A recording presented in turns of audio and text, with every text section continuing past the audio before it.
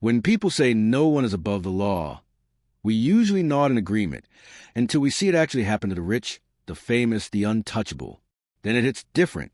Fame couldn't save them. Money couldn't buy their freedom. Private jets, red carpets, and million-dollar lawyers all turned to dust the moment those steel doors slammed shut behind them. Today, we're counting down the 20 celebrities who are currently living absolute nightmares behind bars. Some in brutal solitary confinement, others slowly dying from cancer, a few fighting for their lives against inmates who hate what they did. These are not just prison stories. These are stories of total collapse. From private islands to concrete cages, from Grammy stages to suicide watch, from billionaire penthouses to eating slop off a metal tray while guards watch your every move. This is a raw, unfiltered truth about what happens when the cameras stop rolling, when the world moves on, and when the only thing left is the echo of a gavel and a life sentence that never ends. Buckle up. This is going to be dark, emotional, and at times almost unbelievable. These are the 20 celebrities with the absolute worst lives in prison, right now, in 2025. Number 20, Jodi Arias. If you were online in 2008 to 2015, you couldn't escape her face. The blonde photographer with the angelic smile who slaughtered her ex-boyfriend Travis Alexander in the most savage way imaginable. 27 stab wounds, throat slit ear to ear, and a final bullet to the head while he was already dying in the shower. She claimed self-defense. The jury saw the crime scene photos and laughed at the idea. In 2015, after one of the most watched trials in American history, Jodi was sentenced to life without any chance of parole. 10 years later, in 2025, she is still locked inside Perryville Prison in Goodyear, Arizona, and her existence is pure hell, because everyone in the prison knows exactly who she is. Inmates call her the shower killer. She's been threatened, spat on, had feces thrown at her tray. Guards have had to move her multiple times for her own safety. She spends 23 hours a day in an 8 by 12 cell, 1 hour outside in a dog-run cage, alone, staring at the Arizona sky she'll never touch again. She tried the celebrity route, painting portraits, selling her artwork online through a third party, even giving jailhouse interviews where she cries and says she's found God. The public isn't buying it. Every time a new interview airs, the hate mail floods a prison. Medical care? Barely. Mental health help? Laughable. She once told a documentary crew she's on 14 different psychiatric medications just to stop the panic attacks. In 2025, the Arizona Court of Appeals upheld her conviction for the final time. No more appeals. No more hope. Jodi Arias will die in that cell. And almost nobody outside her immediate family wants it any other way. She went from most beautiful woman on death row to most hated woman in America. That's what real consequences look like. Number 19, Ales Bialyatsky. In 2022, he became only the 4th person in history to win the Nobel Peace Prize. While already in prison, Ales is the founder of Vyasna, Belarus's most important human rights organization. After the rigged 2020 election, he helped document the torture of protesters. Lukashenko's regime responded by throwing him into Penal Colony No. 9, a freezing, disease-ridden hellhole nicknamed the Wolf's Lair. Temperatures dropped to minus 30 degrees Celsius in winter. Inmates sleep on wooden planks. Tuberculosis and hepatitis run wild. Beatings are routine. Ales has been in solitary for months at a time because guards say other prisoners might kill him for publicity. His wife hasn't been allowed to visit in over 2 years. Letters are censored or simply disappear. His health is collapsing. Heart problems, chronic pain. Teeth falling out from malnutrition. In 2025, Amnesty International issued an urgent appeal saying he could die any day without proper medical care. Yet every time the Nobel Committee mentions his name, Lukashenko tightens the screws even more. Ales Bialyatsky won the world's highest honor for peace and is paying for it with what might be the last years of his life in one of the most barbaric prison systems on earth. Number 18, R. Kelly. The man who once filled stadiums screaming, "I'm the king of R&B," now spends his days in a 6 by 8 cell at FCI Butner Medium I, North Carolina, serving 31 years for racketeering and sex trafficking.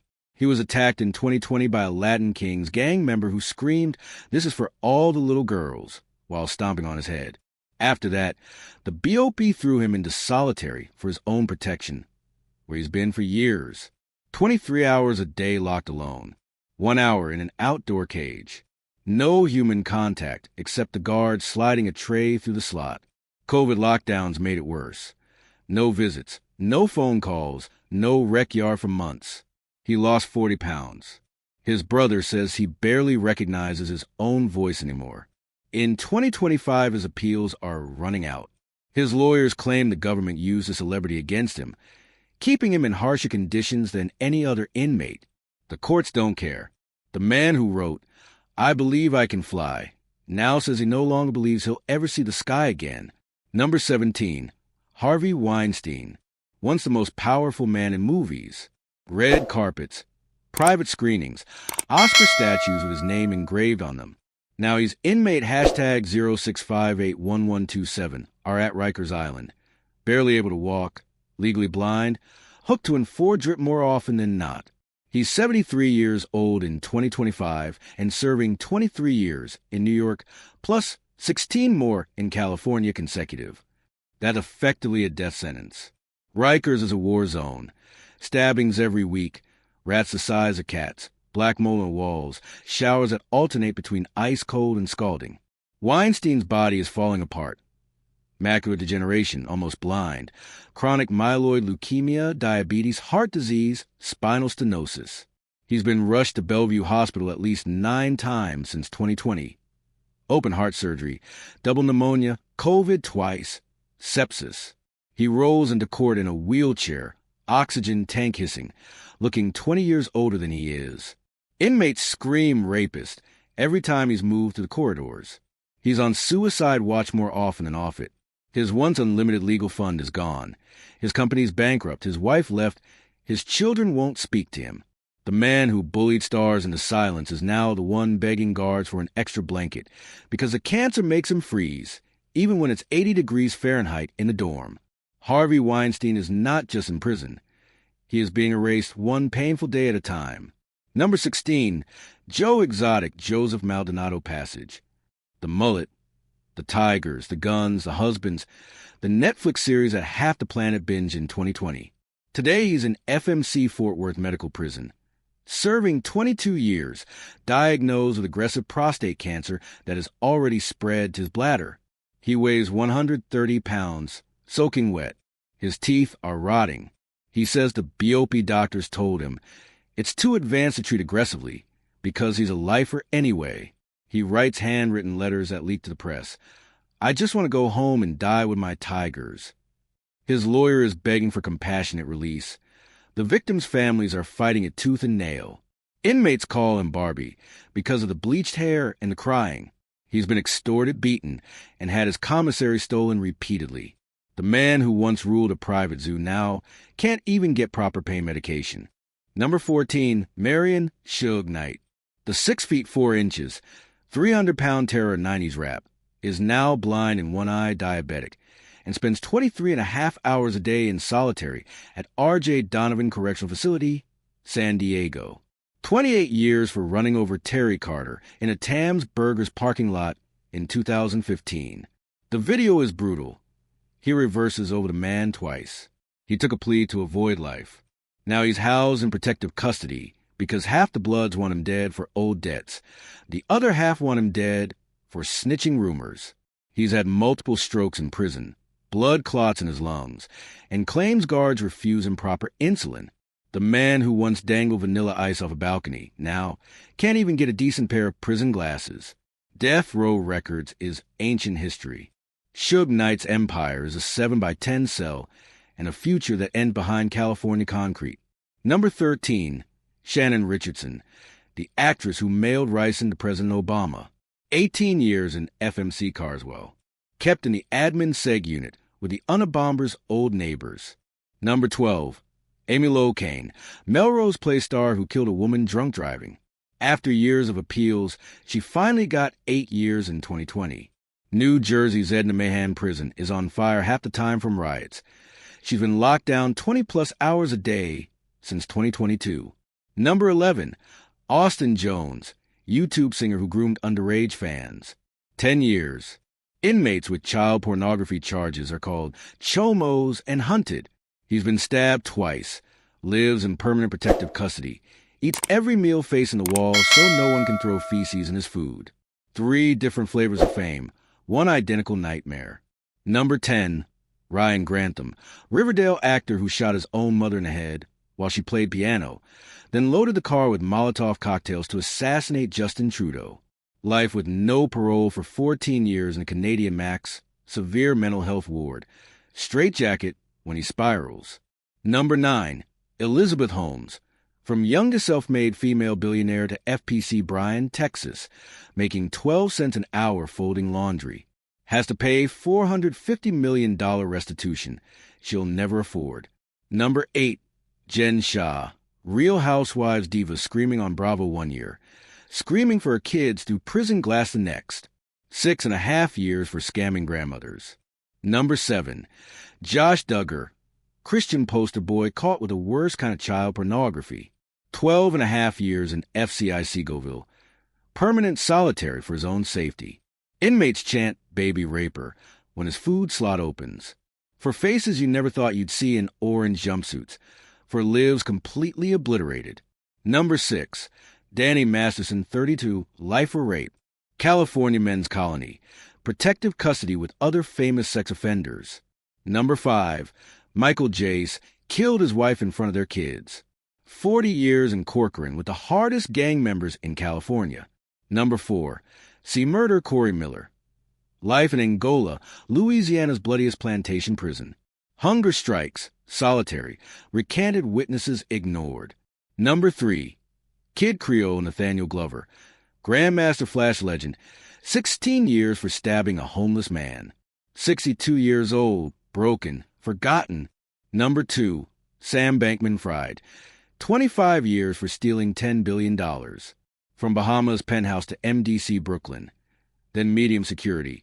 Cry in the shower because inmates stole his ramen and called him Crypto Boy. Number 1.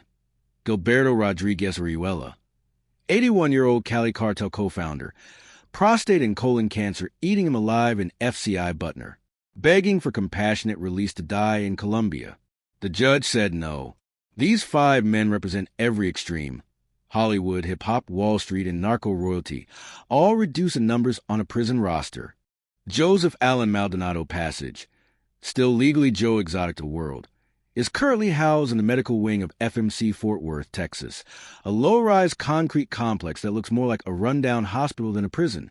He is 62 years old, weighs 128 pounds, down from 265 at his peak, and is in stage 4 prostate cancer that has metastasized to his bones, bladder, and lymph nodes.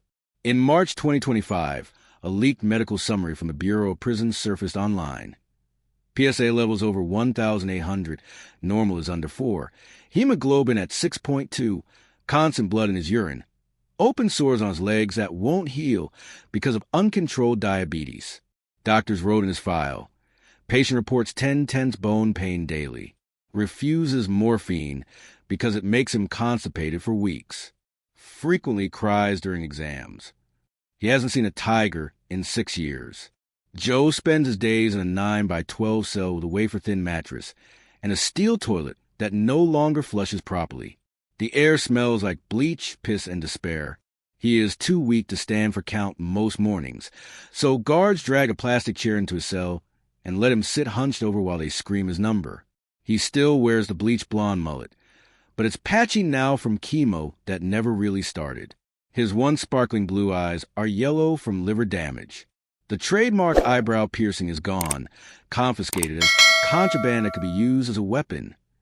His only possessions: a stack of 400-plus unanswered fan letters A small black and white TV that gets 6 channels 1 framed photo of his late husband Travis Maldonado, who accidentally shot himself in 2017. A rosary made from dental floss because real ones are banned. Every 2 weeks, he is wheeled to the prison infirmary for a blood draw. Guards say he sobs the entire time, repeating, "Just let me go home and die with my cats." In September 2025, Joe started writing goodbye letters.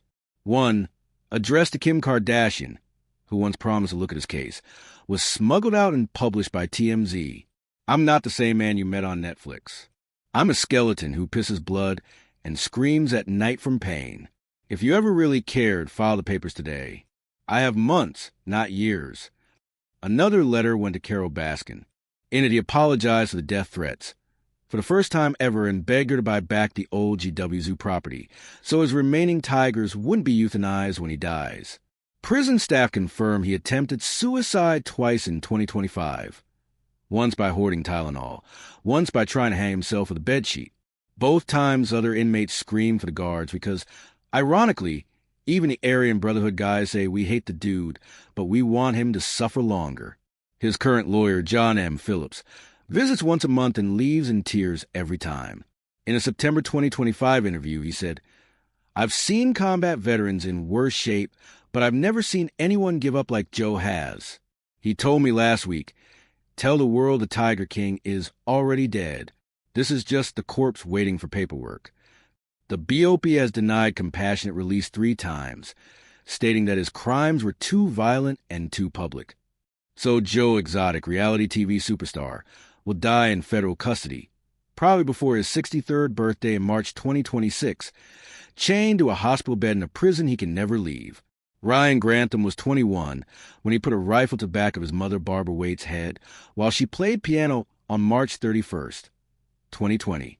He filmed her body afterward, wrote, "I'm sorry, Mom," in his journal, then loaded his car with 3 guns, 12 Molotov cocktails, ammunition, and a map to Justin Trudeau's residence, intending to assassinate the Canadian Prime Minister live on TV. He drove for hours, got cold feet, and turned himself in at Vancouver PD instead. In 2022, he was sentenced to life with no parole for 14 years, the maximum possible under Canadian law, for someone who committed the crime at age 21. He is currently in a psychiatric protection unit at Pacific Institution, British Columbia, a facility nicknamed the Nut Barn. He spends 23 hours a day in a padded observation cell because he has tried to hang himself 6 times. Guards say he screamed for his mother every night at 3 a.m. He is fed through a slot because he once tried to cut his arms with a plastic spoon. His only human contact is a psychologist who visits twice a week and leaves shaking her head. 9. Elizabeth Holmes, the billionaire who now scrubs toilets for 12 cents an hour. Elizabeth arrived at FPC Bryan, Texas, in May 2023, wearing Prada heels and a black turtleneck. Guards made her strip, squat, and cough in front of 6 female officers. She cried for 45 minutes straight.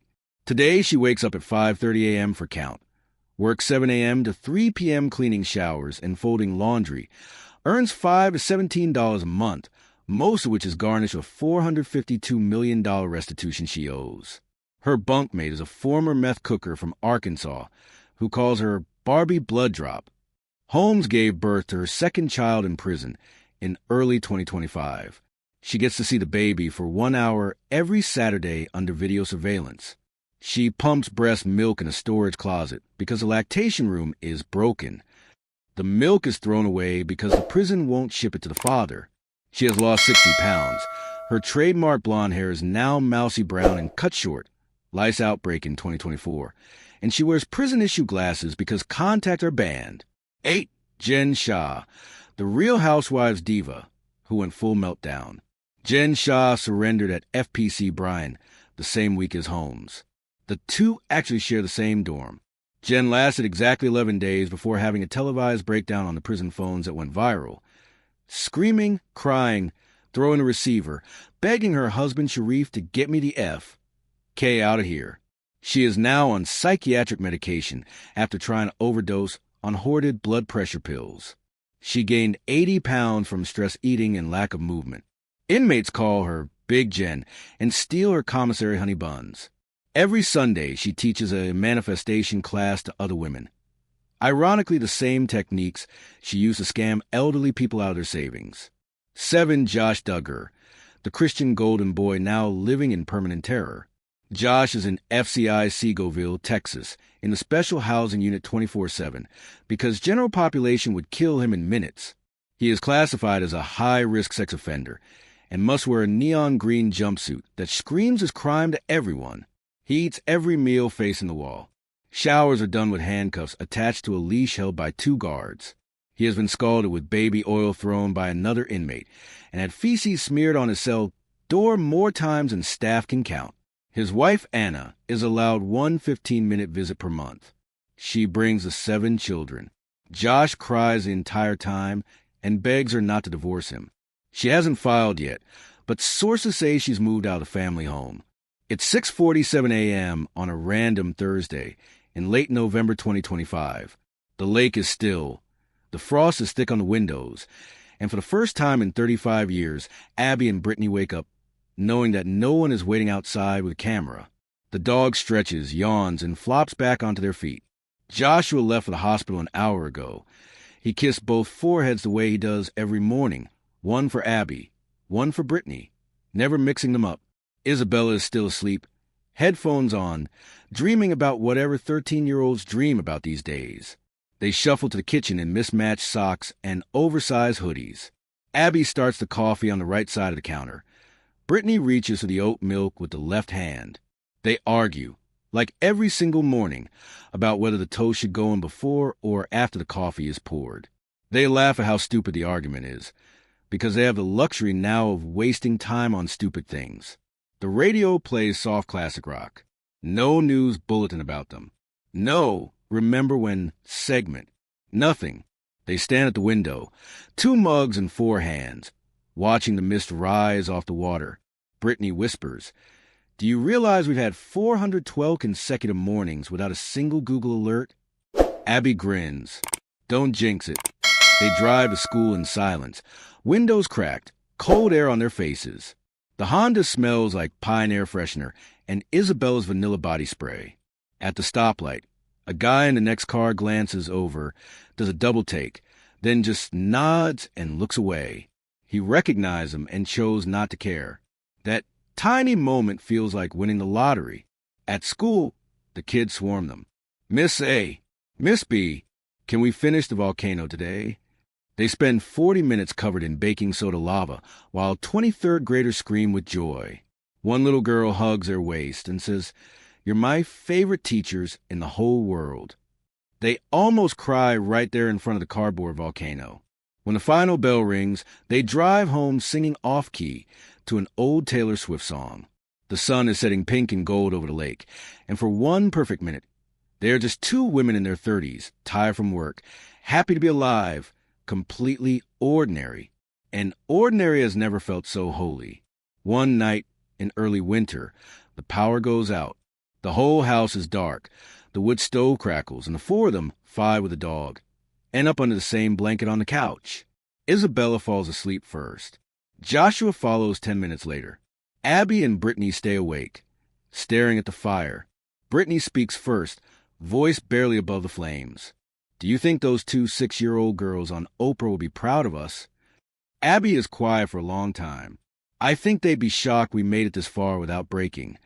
They start talking about the little girls they once were, the ones who practiced smiling for cameras before they could even spell their names, the ones who learned to say, "We're just like everyone else," while knowing they never would be, the ones who used to hide in the bathroom at birthday parties because too many adults wanted to touch their hair. They cry for those little girls, not out of pity, out of tenderness. They cry because those kids never got to be kids. They cry because they finally can admit it out loud. Abby whispers, "I forgive you for being scared." Brittany answers, "I forgive you for pretending you weren't." They fall asleep like that, cheek to cheek, tears drying on shared skin, forgiving the children they never got to be. When they wake up the next morning, something heavy has lifted. They don't talk about it again. They don't need to. So there you have it. 20 human beings who once had the world in their hands, and now can't even choose what time they eat dinner. Some of them are monsters who deserve every second of suffering. Some of them might be innocent or overpunished. All of them prove the same brutal truth. Fame is the fastest way to fall the hardest. Which one shocked you the most? Who do you think actually deserves a second chance? If anyone, drop your thoughts in the comments. I read every single one. If this video made you feel something, anger, sadness, disbelief, then do me a favor. Hit that like button, share it with someone who needs to see how fast it can all disappear. And subscribe with notifications on, because next week we're diving even deeper into stories the mainstream won't touch. Thank you for watching till the very end. You're the real ones. See you in the next one.